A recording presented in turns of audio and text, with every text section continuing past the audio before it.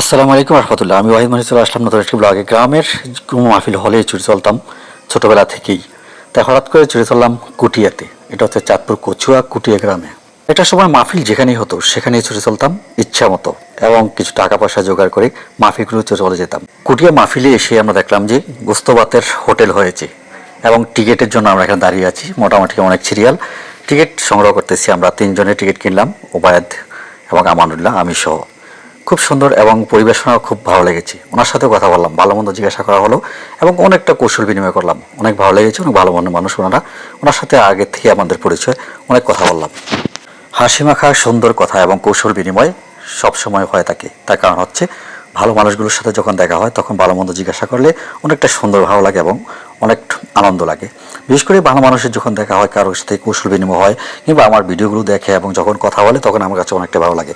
অসংখ্য ধন্যবাদ, বিশেষ করে যারা যারা আমার ভিডিওগুলো দেখেন এবং আমার সাথে দেখা হলে কথা বলেন। হোটেলের ভিতরে প্রবেশ করলাম। হোটেলের ভিতরে পরিবেশটা আমার কাছে অত্যন্ত ভালো লেগেছে, একদম পরিষ্কার পরিচ্ছন্ন।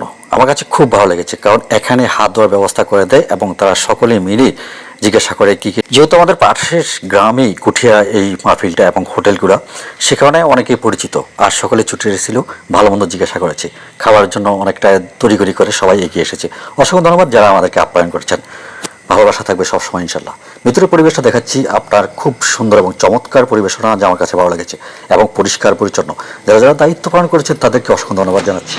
এখানে অনেক দিন যাবৎ হোটেলের ব্যবস্থা করা হয় এবং সকাল থেকে নাকি 2টি গরু হয়েছে। আমরা যে সময় গিয়েছিলাম সে সময় হয়েছে মাত্র 1.5টা।